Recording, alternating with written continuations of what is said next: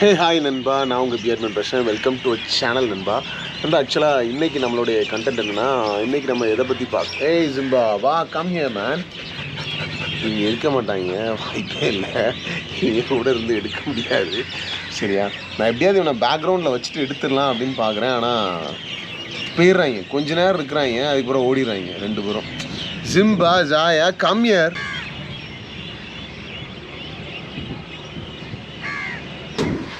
Hey hi நண்பா, நான் உங்கள் பியர்மன் பேசுகிறேன். வெல்கம் டு சேனல் நண்பா. ஆக்சுவலாக இன்றைக்கி நம்மளுடைய கண்டென்ட் என்னென்னா, இன்றைக்கி நம்ம எதை பற்றி பார்க்க போகிறோம்னா நண்பா, டாக்ஸ் வெயிட் எப்படி கெயின் பண்ணலாம், ஒரு 5 பாயிண்ட்ஸ். எப்படி டாக்ஸுடைய வெயிட் கெயின் பண்ணலாங்கிறது ஒரு 5 பாயிண்ட்ஸ் பார்க்கலாம் நண்பா. ஓகே, ஜிம்பா ஜாயா இங்கே இருக்கிறாங்க. ஆக்சுவலாக ஜிம்பா ஒரு 50 to 55 kg இருப்பா. ஜாயா ஒரு 40 to 45 kg இருப்பா. ஓகேவா, ரெண்டுமே ஓரளவு நல்லா சாப்பிடுவாங்க. ஆனால் ஜிம்பா கொஞ்சம் அவ்வளோ சரியாக சாப்பிட மாட்டான். அவன் ஒரு பிக்கிட்டு தான். ஜாயா தான் எதை கொடுத்தாலும் நல்லா சாப்பிடுவான் அது பாட்டுக்கு. ஆக்சுவலாக என்னென்னா, ஃபஸ்ட் பாயிண்ட் என்னென்னா நண்பா,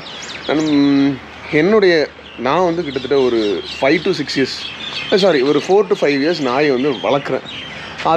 அதனால எனக்கு கிடச்ச ஒரு ப்ராக்டிக்கலான எக்ஸ்பீரியன்ஸை நான் ஷேர் பண்ணேன் நண்பா. ஓகேவா, ஃபஸ்ட் பாயிண்ட் என்னென்னா, டாக்ஸுக்கு கான்ட்ரிபியூஷனாக மோஷன் சரியாக போகாமல், இல்லை மோஷன் லூஸாக போகிறது, அந்த மாதிரி லூஸ் டூல் அந்த மாதிரி ஏதாவது இருந்துச்சு, இல்லைனா டாக்ஸ் எப்படி சொல்கிறேன், சரியாக சாப்பிடாம, இல்லை ஸ்கின் இஷ்யூஸ் இருக்குது, இல்லை அதுக்கு உடம்புல ஏதோ ஒரு இஷ்யூ இருக்குது அப்படின்னா, நம்ம ஃபஸ்ட் பாயிண்ட் வெட்னரியன்ட்ட போய் காமிச்சு அவங்களுக்கு ஒரு பிளட் டெஸ்ட் எடுத்து, ஓகே அவங்க நார்மலாக இருக்காங்க அப்படிங்கிற மாதிரி அவங்களுக்கு நம்ம கொஞ்சம் எஃபோர்ட் போட்டு ஒரு 2 times or 1 times போய் வெட்டரிட்ட காமிச்சு ஒரு மெடிசன் கொடுத்தீங்கன்னா டாக்ஸ் ஈஸிலி க்யூர் ஆயிரும்.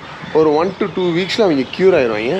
அதுக்கப்புறம் ஃபஸ்ட் பாயிண்ட் வெட்டரிட்ட கூப்பிட்டு போய் நம்ம ஏதாவது ஒரு இஷ்யூ இருக்குது, அவன் சரியாக சாப்பிட மாட்டேங்கான், அந்த மாதிரி இருந்துச்சு அப்படின்னா நீங்கள் கண்டிப்பாக மஸ்ட் கிட்ட வெட்னரியன் காமிங்க, சரியாயிரும். சரியான பிறகு செகண்ட் பாயிண்ட் என்னென்னா, ஃபுட்டு நம்ம எப்போவுமே மொத்தமாக வைக்கக்கூடாது. ஃபுட்டு எப்போவுமே நம்ம மொத்தமாக ஃபுட்டு வைக்கவே கூடாது. ஃபுட்டு எப்படி வைக்கணும்னா, ஸ்ப்ளிட் பண்ணி வைக்கணும். அடல்ட் டாக்ஸாகவே இருந்தாலுமே ஒரு 3 times or 4 times அவங்களுக்கு பிடிச்ச ஃபுட்டாக. போன் பிராத் ஒரு நல்ல ஃபுட்டு, அது பசியின்மையை தூண்டும். போன் பிராத்து, இந்த எலும்பு சூப்பு, எப்படி சொல்கிறது, இந்த லைக் ஆட்டுக்கால்லாம் ரொம்ப சீப்பாக கிடைக்கும். அதேமாதிரி பீஃபுடைய போன்ஸ்லாம் ரொம்ப சீப்பாக கிடைக்கும். அதெல்லாம் நீங்கள் வாங்கி ஒரு 1க்கு 3 நேரம் அதை யூஸ் பண்ணலாம். யூஸ் பண்ணி காலையில் நேரத்தில் ஒரு போன் பிராத் மாதிரி கொடுக்கலாம். அந்த மாதிரி கொடுத்துட்டு அதுக்கப்புறம் மதியம் அவங்களுக்கு ஒரு சின்ன மீலை, ஏதோ ஒரு மீல், சிக்கன் வித் மீலோ, இல்லைனா ஏதோ ஒரு ரைஸ் வித் ஏதோ ஒரு மீல், அப்புறம் நைட்டு ஒரு மீல், ஒரு கேர்டோ, அந்த மாதிரி மதியம் கேர்டோ, இல்லை நைட்டு ஒரு குட்டி மீலோ, அந்த மாதிரி ரொம்ப பெருசாக கொடுக்காம அவங்களுக்கு ஒரு குட்டி மீலாக கொடுக்கலாம்.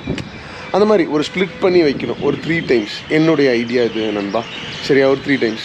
தென் அவங்க அப்படின்னா சாப்பிட பழகிடுவாங்க.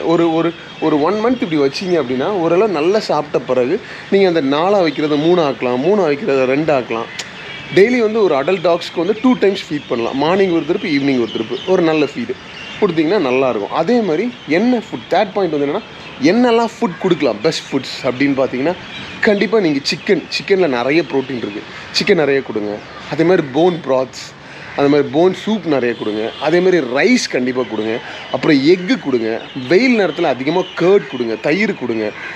அது ரொம்ப அவங்களுடைய சூட்டின்மையை தணிக்கும். வீக்லி ஒன்ஸ் நல்லெண்ணெயை கொஞ்சம் ஃபுட்டில் கலந்து கொடுங்க. அதுவுமே அவங்களுக்கு அந்த மோஷன் கான்ட்ரிபியூஷன்லாம் கொஞ்சம் ஈஸி பண்ணும். தென் இது பம்ப்கின் ஆட் பண்ணுங்கள். அந்த சிக்கனு ரைஸு கொஞ்சம் பம்ப்கின்னு அப்படி கொடுங்க. இல்லைனா சிக்கனு ரைஸு கொஞ்சம் ஸ்வீட் பொட்டேட்டோ கொடுங்க. அதெல்லாம் ஸ்வீட் பொட்டேட்டோ ரொம்ப நிறைய ஃபைபர்ஸு, நிறைய விஷயங்கள் இருக்குது, நியூட்ரிஷன்ஸு, விட்டமின் சி, அப்படி இப்படி நிறைய ஏகப்பட்டது இருக்குன்னா அது கொடுங்க. அப்படி நம்ம இதெல்லாம் என்னை பொறுத்தவரை குட் ஃபுட்ஸ். சிக்கன், எக்கு, சிக்கனில் ப்ரோட்டீன் இருக்குது, ரைஸில் கார்போஹைட்ரேட்ஸ் இருக்குது, எக்கில் ப்ரோட்டீன் இருக்குது.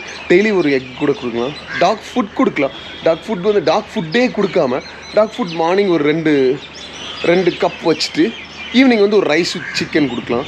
அந்த மாதிரி சிக்கன்லாம் இட்ஸ் சில நினைப்பாங்க இட்ஸ் டூ காஸ்ட்லி அப்படின்னு நினைப்பாங்க. எஸ், காஸ்ட்லி தான், இல்லைன்னு சொல்ல. அதுக்கு ரொம்ப சீப்பாக கிடைக்காது. ஆக்சுவலாக இன்னைக்கு கிலோ ஒரு 180 ரூபாய்க்கு போகுது. நீங்கள் அண்ணா எனக்கு டாக்ஸ்க்கு கழுத்தும் விங்ஸும் மட்டும் தாங்க அப்படின்னு கேட்டிங்கன்னா, அவங்க வெறும் ஒரு 100 ரூபாய்க்கு தருவாங்க. 1 கிலோ 100 ரூபாய்க்கு நமக்கு கிடைக்கும். அப்போ வந்து அது வந்து ஈஸியாக இருக்கும். நம்ம அதை வந்து ஸ்ப்ளிட் பண்ணி அந்த ஒரு 1 kg வந்து ஒரு 1 வீக் அந்த மாதிரி யூஸ் பண்ணலாம். ஜாயா இங்கே வாக்கா 1 வீக் அந்த மாதிரி யூஸ் பண்ணலாம். அப்படி ஒரு 1 kg 2 kg வாங்கி அப்படி கொடுக்கலாம்.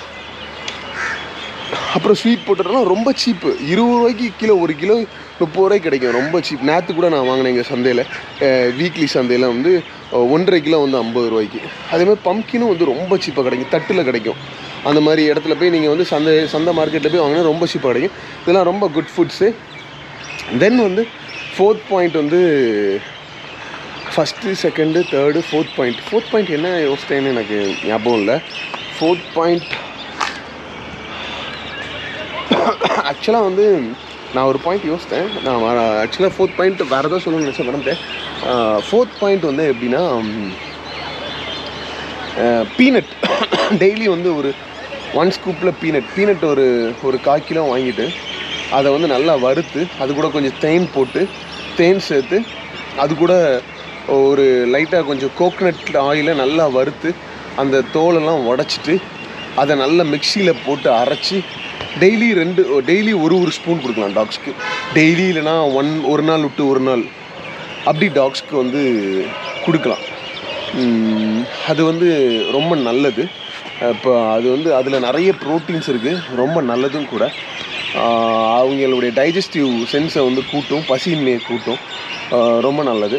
அப்படி கூட நிறைய கொடுக்கக்கூடாது, 1 ஸ்பூனில் 2 ஸ்பூன் கொடுக்கலாம். தென் வந்து 5th பாயிண்ட் வந்து என்னென்னா, டாக்ஸ்கிட்ட கண்டிப்பாக நம்ம வந்து அவங்கள வாக்கிங் எடுக்கணும், இல்லை அவங்களுக்கு ஏதாவது ஒரு ஒர்க் அவுட்ஸ் கொடுக்கணும். கண்டிப்பாக ஒர்க் அவுட்ஸ் கொடுத்தீங்க அப்படின்னா தான் அவங்களுக்கு அந்த பசியின்மை வரும். அதனால் கண்டிப்பாக அவங்களுக்கு வந்து ஒர்க் அவுட்ஸ் கொடுங்க. அவங்களுக்கு வந்து இல்லை வாக்கிங் எடுங்க, morning 1 time, evening 1 time walking எடுங்க. இல்லை அவங்களுக்கு ஏதாவது ஒரு ப்ளே டைம் மாதிரி மார்னிங் ஒரு திருப்பு, ஈவினிங் ஒரு திருப்பு, ஒரு 15 மினிட்ஸ் விளையாடுங்க அவங்க கூட. ஒரு டாக்ஸ்க்கும் ஒரு டைம் இருக்குது. ராட்வீலர்ஸ் கூடலாம் ஒரு 10 நிமிஷம் இல்லை 15 நிமிஷம் அவங்க கூட விளையாண்டாலே அவங்க டயர்டாகிடுவாங்க, நல்லா பாலை தூக்கி போட்டு அந்த மாதிரி. அப்படின்னா தான் அவங்களுக்கு அந்த பசியின்மை வரும் நண்பா. ஓகேவா? இதுதான் என்னுடைய ஒரு சின்ன tips for dogs weight gain பண்ணுறதுக்கு. இது என்னுடைய சின்ன டிப்ஸ் நண்பா. தேங்க்யூ ஃபார் வாட்சிங். ஹாப்பியாக ஃபன்னாக ஜாலியாகுங்க. என்றும் உங்கள் பியர் மேன். பாய் நண்பா.